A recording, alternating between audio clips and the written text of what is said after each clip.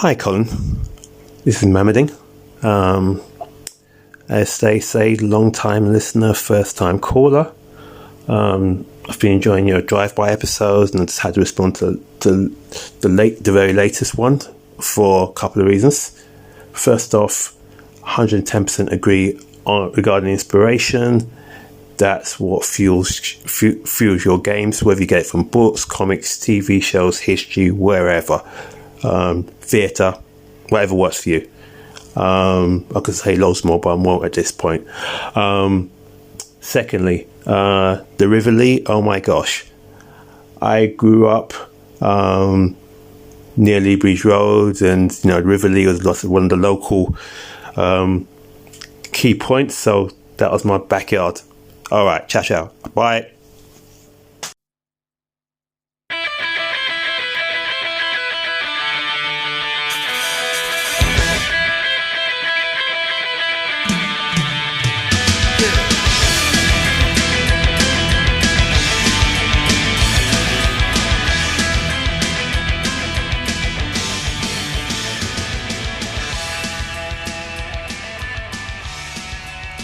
That's right, folks. Can you think of a better way to start a big old Into the Pit episode than with a new voice? Long time listener, first time caller. Big welcome for Mamading. Sounds like he's a bit of a local, familiar with the River Lee, finding some inspiration in listening to Spike Pit. That's always good news. This is the feedback from a number of recent episodes. I want to share it with you, the listener. It's awesome stuff. Sit back, relax. I hope you enjoy it. I'll jump back in at the end with a closing summary. Hey, Colin, just really enjoyed your recent episode 381, imagining your D&D. Hey, look, there's a D&D ride. There's a lovely comment you made in the middle about podcasting as kind of working out your ideas, a sketchbook, as you put it. I think that was wonderful. I think that's exactly what it is for me with Roleplay Rescue. I think it very much is like what I'm thinking at any given time, and over time it moves, and there are circles of things I keep coming back to. But generally, it is about working out ideas. I think when you say something out loud, it's like magic, frankly. Speaking these things into being. For me, that's very real. If I say it out loud, if I have a conversation with someone about it, or I speak it out, it becomes real. It becomes more tangible, and I can work with it. Otherwise, it's just locked in my head. And I think, speaking it out genuinely helps me. So anyway, just wanted to share that thought. Game on. Hey, Colin, Spencer here. A really, really interesting episode, and I'm certainly interested in hearing other people's feedback. For me, I suppose, looking at it in a very simple way, less rules means less limitations. And I'm not saying that... I do think that boundaries, specific criteria, does aid creativity. So, there's something to be said for that idea. But I don't think that less rules means less shelf life, less time at the table. As you say, it is only limited by your imagination. Reference, complexity or the size of the rule book and replayability and a game having legs. I don't disagree with you. I really think the determinant factor is the group. Some players really like character advancement. They really like to build they're the same people that like deck building card games and board games where you build your decks. Like my son, he loves deck building. When we play Talisman, which isn't a deck builder, but we play Talisman, he loves just going around the board building his character up. So he likes that mechanical stuff. Now, can you do that just narratively? Sure you can. I'm not saying you can't. But some players like those mechanical bits and bobs. Me personally, I would be totally fine playing Tunnel Goons or Lasers and Feelings and just do an ongoing game because I'm a social gamer.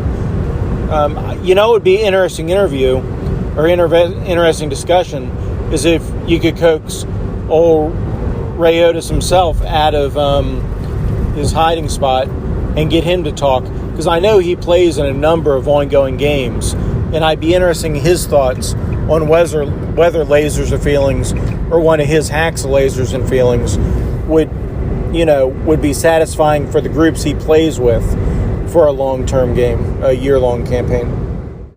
Hey, this is Joe over at Biggest Geekus, and I was just listening to your latest episode where you were talking about the D20, and I have to agree, I don't really think it's all that swingy. If you want to talk swingy, then I would more recommend Savage Worlds, where the dice explode. So if you roll the highest number, you re-roll and add, and until you don't have a max result.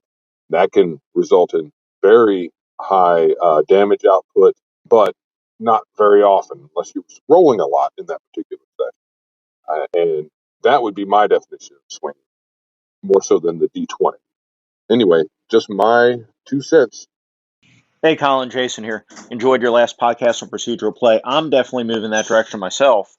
Not so much for the games I'm playing with other people, though.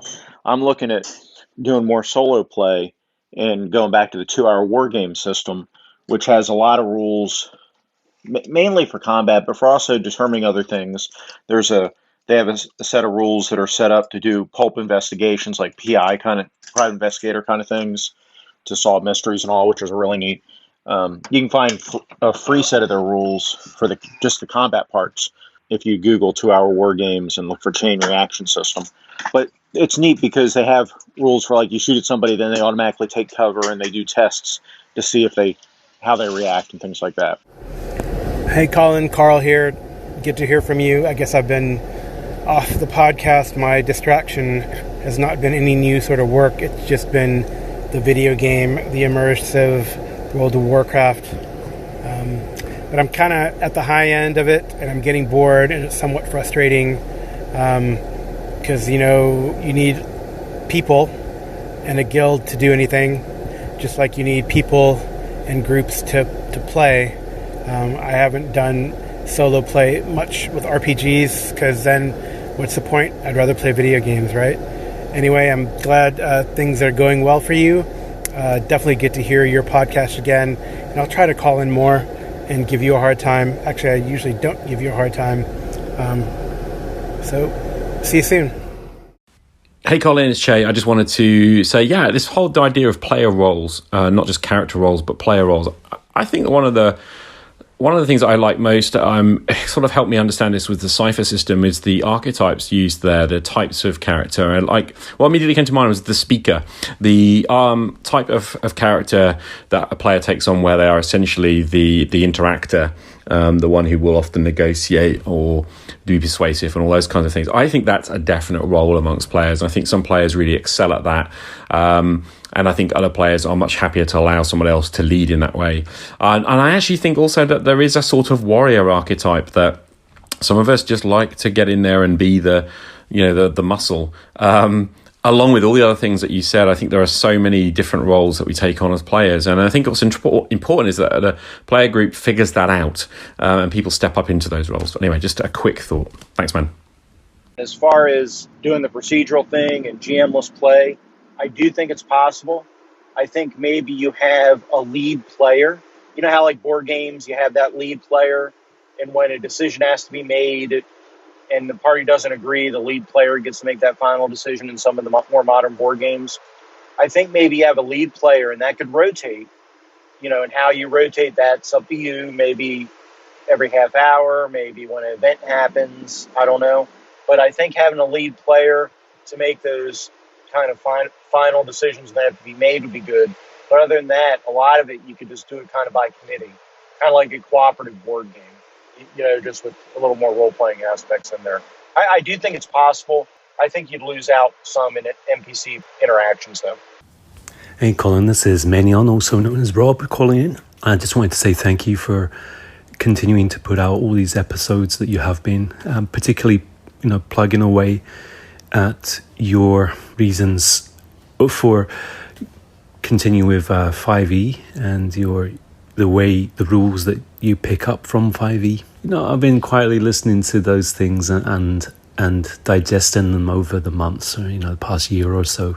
And it's one of the reasons why I've also picked up the 5e books again and given that a shot. So That's all I really wanted to say. But thank you for continuing to put stuff out there, and even if people aren't responding, it does have a big impact. All right, cheers, man. Bye bye.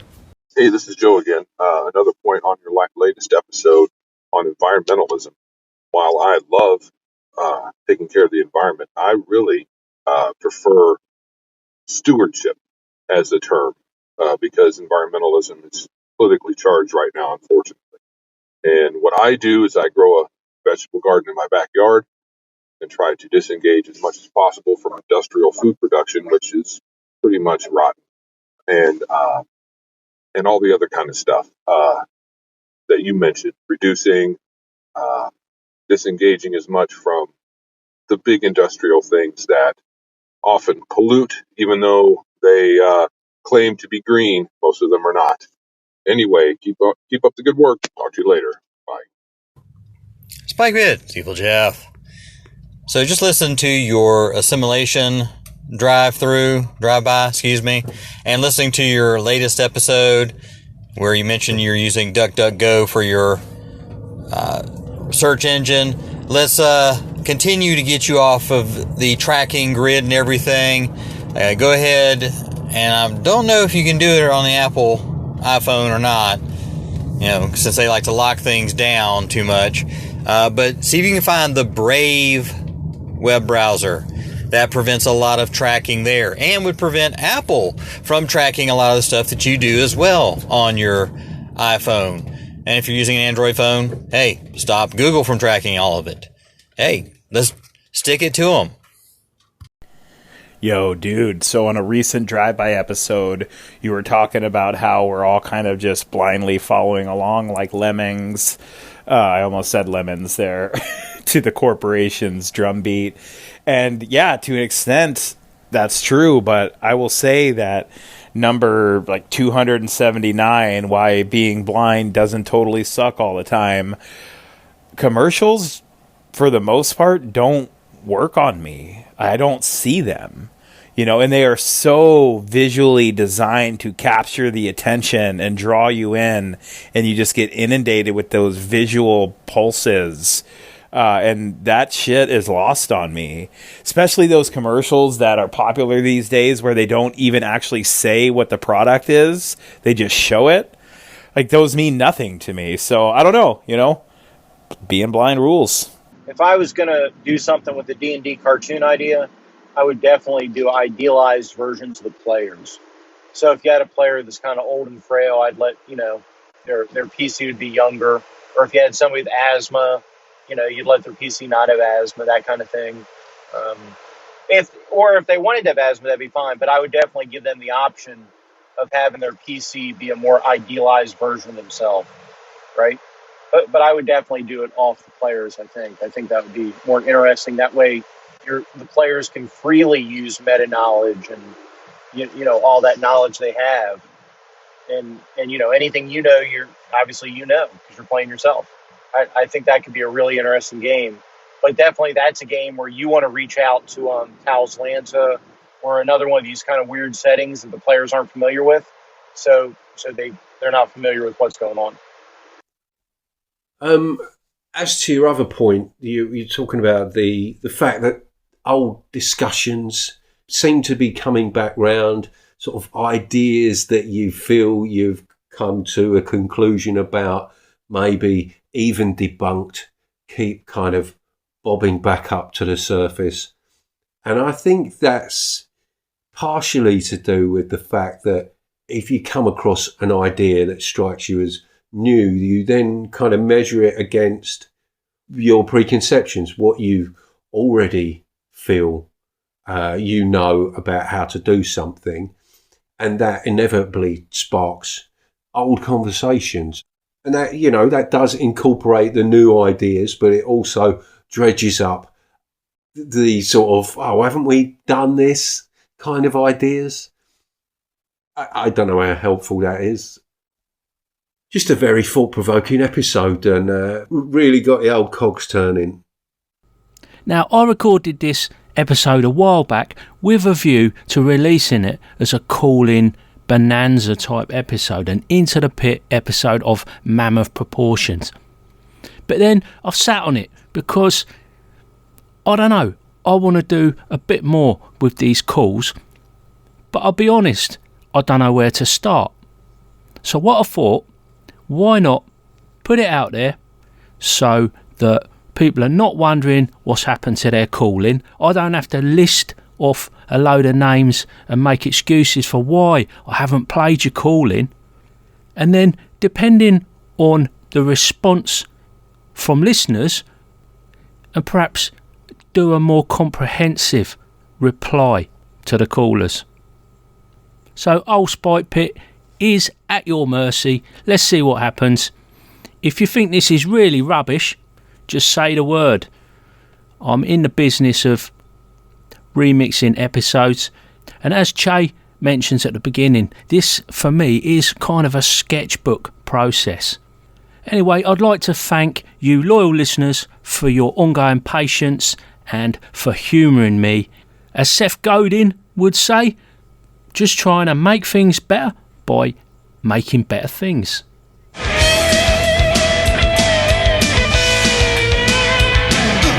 And that, as they say, is a wrap. Big thanks goes out to you, the listener, for taking a bit of time out of your day to listen to old Spike Pit. Take care, and I'll catch you later.